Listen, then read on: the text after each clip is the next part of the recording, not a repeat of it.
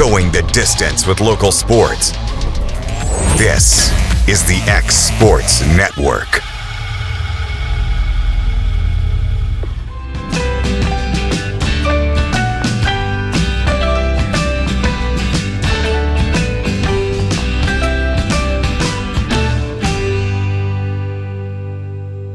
Financial advisors.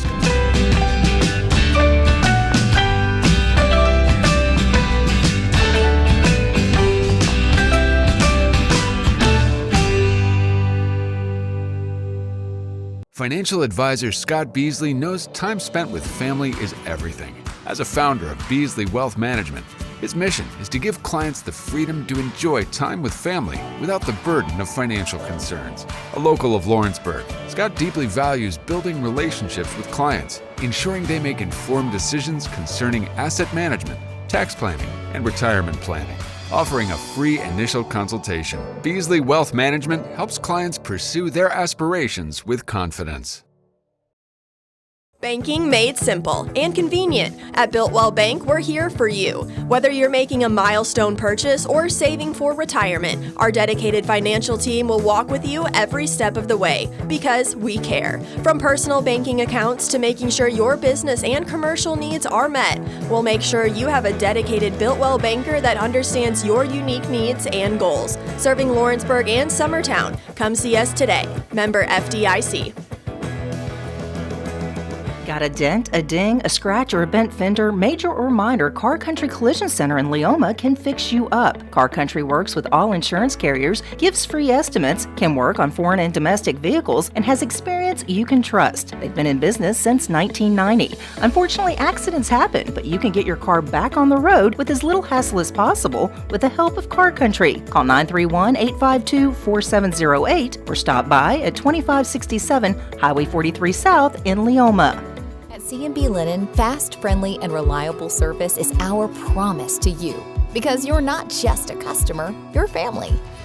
From multi-use linen to branded floor coverings and a complete range of cleaning supplies, C&B Linen is here to make sure you have everything you need. From our high-quality products to our fast, friendly, and reliable service, you'll experience the difference with C&B Linen. Because you're not just a client, you're part of our family. You'll be winning with C&B Linen.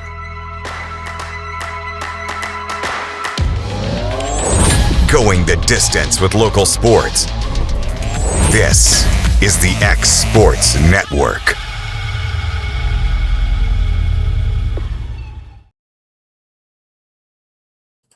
And welcome everybody here to X Sports Live, brought to you by C&B Linen. Kate Schultz, Michael Marks, I'm AJ Good. And guys, it is the first official practice days here all across southern middle Tennessee and northern Alabama.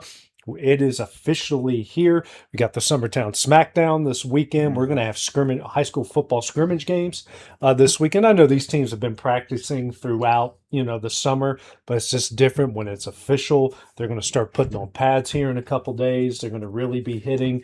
It is here, and 4 weeks. 4 weeks from Friday.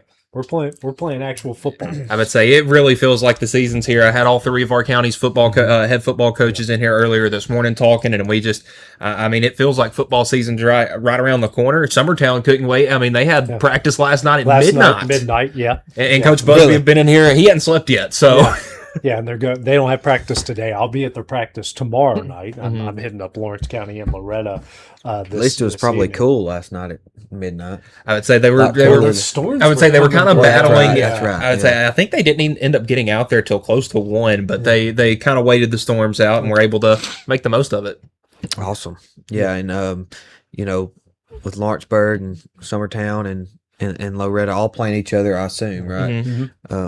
Expect Lawrenceburg probably going to have after coming off last season, a very coming out with a lot of hopes, going into this next year.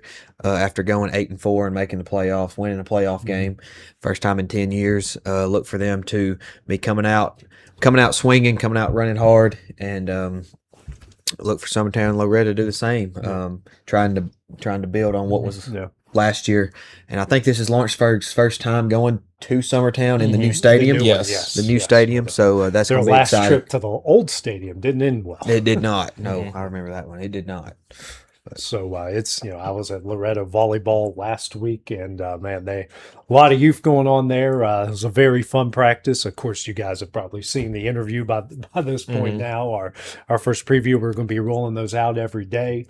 We'll get our local schools here, then we'll kind of branch out in the North Alabama and see what everyone's got going on. But it's that time of year, guys. Speaking of, we have the Summertown Smackdown this weekend. Lawrence County and Summertown. I don't think Loretto was not there. Lawrence County hosted a play day this past weekend at Rotary Park. They was scheduled to get started at like 8:30 in the morning, but there was a power outage. I think there was a wreck that took place. Oh, Yes. In the middle of town somewhere. I'm not sure where. And the power went out a lot of places in middle of town, but Rotary gyms and everything the power was out, and they didn't get started back till right around 11. But they got all their games in. There was six teams there, and every team played 5 games. Every team played each other one time, and Summertown and Lawrenceburg was there. Loretto was not there, but Eagleville.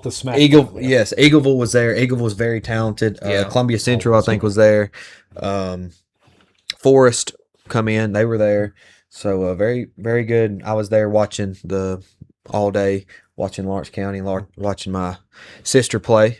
Junior setter for Lawrenceburg, so it was exciting seeing them. And that's the thing, we're blessed with so much talent around here. It really, you can say the sport, and it feels like that's applicable. I mean, you go to the volleyball side, you got the Eaglevilles that'll come around. And, I mean, and just that one extra team. I mean, they're extremely good every year. I mean, say obviously Summertown, obviously Lawrence County, obviously Loretto, but I would say you can branch off like to Lewis County's gotten a lot better. Those teams in Wayne County have gotten a lot better. So, I mean, it feels like there's not really much of a drop-off wherever you go around here. Yeah. And, with Lewis County, seemed to be in basketball. I don't know about football, but in basketball, in baseball, seemed to be a little down over the last several years, when I was in high school anyway. But, they get the brand new gym, and, that just has to help the indoor sports, the fall sports. You get the new gym, you're playing with a little more, you know what I'm saying? You got a bit extra pep in your step. It's a new gym. You want to break it in the right way. You do. And I think they was able to play, I think last year was the first year they was in that. If I'm not, where at? Lewis County. Yes. Last year was the first year. Yeah. Yes. And it looked very similar to Loretto's. It's kind of the same how it was laid out. Yeah. So. It was really nice. I enjoyed my time. Yes.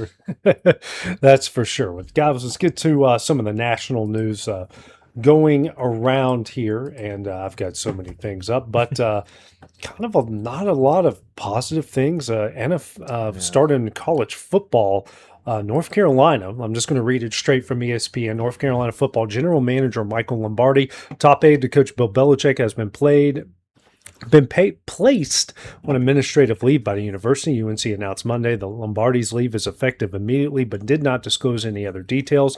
Tar Heels opened their season under Belichick in just 5 weeks, August 29th against TCU in Dublin, Ireland. The school's decision stems from a human resources complaint filed by a former UNC front office employee. Source told ESPN's Pete Thamel there's a pending investigation into the matter, according to the source. I mean, this isn't something that's come as too big of a shock. Right. You could kind of tell just with the way last year went. Obviously, all the talk going into the season, he, being the GM of that program, he was very, very vocal about how positive this season was going to be, and it did not go well. And it seemed that maybe he was the kind of the spearhead of those problems. Right.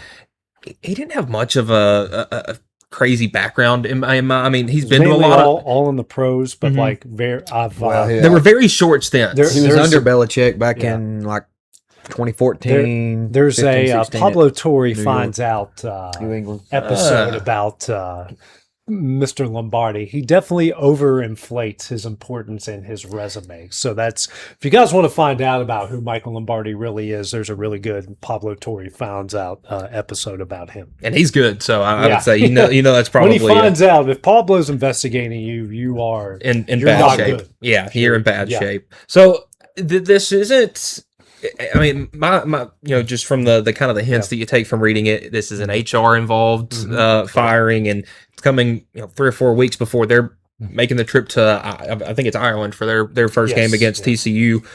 This probably isn't something you'd want to see happen. And man, it just feels like UNC has been kind of the butt of some jokes since that Belichick era has started. Well, exactly. You're exactly right. And they go 4-8 last year. I don't think Belichick or with since being under the Tar Heels, he did not have any drafts in this past year's draft selected.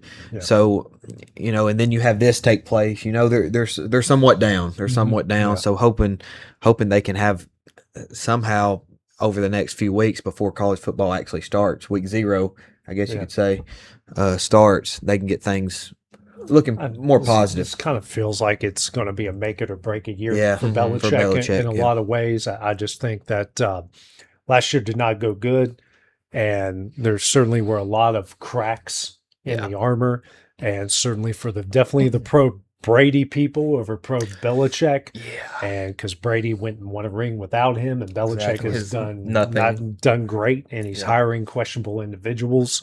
This is a make it or break it year for Belichick, and also his age has a lot to do with that as well.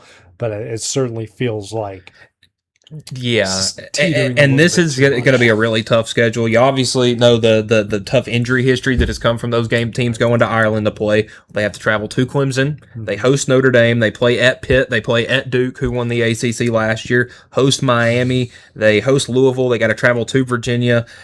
And that feels like that wasn't every game on their schedule, but that was all but about 4. It's going to be a tough year. Yeah, and you got to be on your P's and Q's. Yeah, recruiting doesn't sound like it's been going great. The transfer portal doesn't sound like it's been growing great. I think this might be they might get midway through the season and cut bait. Yeah, and this seems like it's probably going to be the result. But hey, I'd be impressed if they turn things around and had maybe a 6 or 7 win season. Yeah. Do we see as far as Belichick goes? Do we see him possibly after being at the college level? With the head over University of North Carolina here for a year or two, try to get back in the NFL, maybe for a year or two before getting out. I think this is probably it. Yeah. As he's done, and you hate too many bridges. Yeah, and you kind of hate that this may be his kind of lasting legacy. It's like so many people that were around for that whole Brady era in the late '90s and early 2000s, and even into the 2010s. How dominant they were every year, and now you just look at a bad couple of years in Chapel Hill as kind of the lasting legacy that he's left. Well, and like you mentioned, all them years in New England and all the success that was had with Brady, and then you come here, and that's my thing. You know he's a winner, no doubt. Right. That's just my thought. I mean, if he would try to, I don't know, get into a coordinator job or something like that, just to try to end on a, what I'm saying. Yeah. But who knows? We'll find out, I guess. Yeah, and big year. It's a big year for a lot of people. That's certainly one of them. Some NFL news again. It wasn't good over the weekend.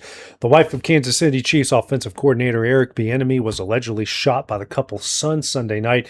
The family's home in Virginia. Mia Bieniemy, 57, was hospitalized but in stable condition Monday. Police in Loudoun County, Virginia, confirmed that the woman was being treated for serious injuries from multiple gunshot wounds, but did not disclose her identity. Elijah Zion Bieniemy, 27, was arrested and charged with malicious wounding, use of a firearm, and a commission of a felony and discharge of a firearm inside of a dwelling, according to the sheriff's department. Sources told ESPN that Mia Bieniemy was shot in the chest and arm. Wow. So he's being held currently without bond in the Loudoun County Detention Center. Yeah, that is that's heavy. That's a lot going on there. Yeah. Wasn't the gun's fault. Nope, you're right there. Man, it just feels like I mean, that kind of just comes out of nowhere. And Bieniemy had that really good run as the Chiefs offensive coordinator right before in the early Mahomes days. Goes off, does his own thing. Had a pretty rough stint the past couple of years. Was I believe it was on the Bears coaching staff last year. Is back in Kansas City this season. You hope that this hasn't had an impact on that, but all these things happening so close to the season, they're going to have some sort of impact, and you hate that you have something like this going on at home because obviously family is should be very important to everybody, and then like this, you never know really what's going on behind closed doors. You're right, and it just kind of shows us, guys. I mean, this is real life. You have football. Guys play. We have the NFL guys play professional football for a living, but still behind closed doors, there's still a life behind closed doors, and think people still go through things. Things happen, unexpected things happen, tragic things happen, and I mean this is certainly a tragic thing. And as I see, head coach Andy Reid, we'll just kind of see how things go, and not. That's the main focus for now, because I mean, we, as he said, she's a sainted woman, and one of God's good blessings was upon her. But things happen, and we're going to pray for her. I've just seen that, and it makes you wonder, because Eric Bieniemy was the favorite for so many jobs not too long ago in the NFL, and he ended up with the Commanders. That did not go well. I think he had a short stint back in UCLA. Yeah, he was the OC for UCLA early in 24. That didn't go well either at all. So he's back with Andy Reid. I think we all know he was the architect of all those Mahomes offenses, but it also makes you wonder, like, did these people know about their son? Again, I hate to speculate, but when this comes out and the kid's 27 years old, and it wasn't long ago that he was up for all these head coaching jobs, and he constantly got passed over, and people are like, was it race? Was it that they didn't think he was good enough beyond Andy Reid? Then this comes out, it's like, there might have been something more to this. Yeah. Because, like they say in these professional leagues, they know everything. Everybody knows everything. Yes. And what kind of crap storm would this be if he was the head coach somewhere and his son just shot his wife in the arm and just... Right.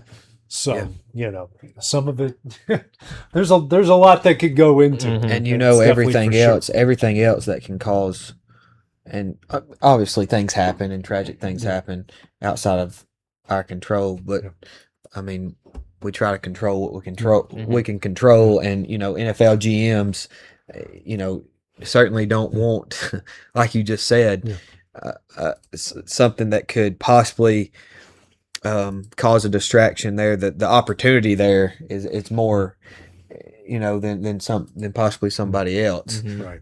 So I hate that. Yeah, I'm saying it's just so strange, something like this coming up.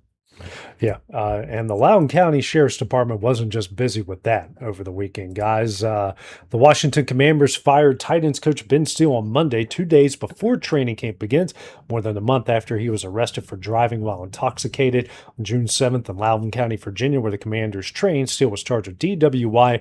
He was observed to change course after signal, according to the Loudoun County General District Attorney. Steele was also charged with obstruction, resisting without force. According to the court documents, Steele refused blood and breath test. He was released on his own. Steele was officially fired for a violation of team policy. Man, what can you say? I would say it's not necessarily. I would say surprising. It seems like this happens a lot across various leagues, various professions, but like you mentioned, it's been a busy time for Loudoun County, Virginia. And then we just find out, 13 days ago that Kyle Shanahan, the 49ers head coach, was in a wreck, really bad wreck. He's got 3 broken ribs. He's got a broken nose, a broken something else on his face is broken. The guys he's not cleared to come be it workouts. I know he's not a football player, but he's pretty banged up, and how they kept that hidden for a week and a half is that was what my mom had brought it up to me. She goes, "Did you hear about the 49ers coach? He was in a wreck like a couple of weeks ago, and we just now found out." And I was like, "How does that happen?" But honestly, Shanahan is one of the guys that during the offseason you don't really hear from a whole lot. He seems like he's kind of out and off to himself. You hope everything's okay with that, obviously, because it is a scary instance, and he is, one of the more prominent. He's the head coach of the 49ers. That's a big time gig. So, you hope everything's okay with him. He's a young head coach, so hopefully he can bounce back. And back to college football. I don't know if you guys have seen this, but the content director for Yay Alabama, the Name, Image, and Likeness Initiative for Alabama Athletics, was arrested last Thursday for solicitation of prostitution during a human trafficking operation in Shelby County, Alabama. Robert Aaron Suttles was among 15 men arrested in the operation conducted by the Shelby County Drug Enforcement Task Force. According to court records, Suttles is alleged to have paid $100 for you know what? The 49-year-old was released from jail after posting a $1,000 bond. Suttles, a former sports reporter for the Tuscaloosa News and The Athletic, has overseen content for Yay Alabama since its launch in 2023. So basically, he wasn't, from what we know, he wasn't running the operation. He got caught in it. He was taking advantage of the operation. Guilty by association. He went to the vending machine and got his hand caught. So well, I mean, this honestly kind of seems like a reverse of the whole Mike Price incident from about 20 years ago. So the headline definitely had me fooled, because you read Alabama NIL content director arrested in human trafficking sting. That sounds really, really bad. And not that what he did was good, but I feel like that one kind of played into it a little bit. Yeah, for Mr. Suttles, it seems like he just got caught at the wrong place, wrong time. And you see that a lot. And going back, guys, I couldn't help but think, us sitting here talking, there's so much stuff going on outside of just the workplace. Yeah, you know what I'm saying? Like in just like this, and I know it's tough. People get caught in situations where they maybe not meant to be or don't want to be, and that sort of thing. And things happen, but like I mentioned a while ago, it matters where you're at, and it shows. It shows.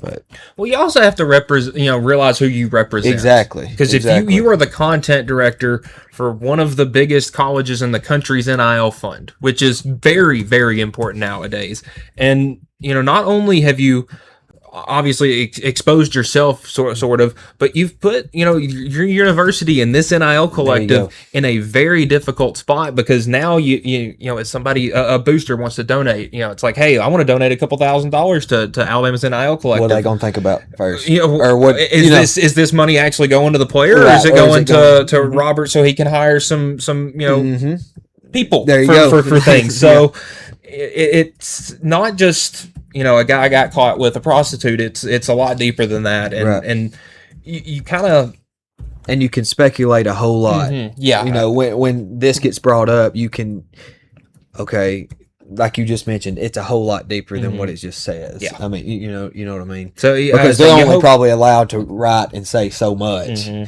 just like anything else. I would say, so you hope this doesn't have too much of a negative impact on like the university and something that wasn't really involved. Right. But again, things have a bit of a butterfly effect. It is what it is. Guys, let's switch quickly over to Major League Baseball. Ronald Acuna will be back after a 37-game absence. The Atlanta Braves announced today he missed almost 7 weeks with a left hamstring strain. Is expected to be available for Monday night's opener of a 3-game series in New York. The 5-time All-Star hitting .251, 7 dingers, 22 RBIs, and 15 steals. This season has been shortened by 2 hamstring injuries. He missed 15 games in May. Well, we had talked about it in the office in there earlier that Taylor mentioned, it goes, man, I hadn't even thought about Ronald Acuna and how many weeks. It feels like that's been the case for the last couple of years. I mean, obviously he's been there, but it feels like he spent a lot of his time hurt.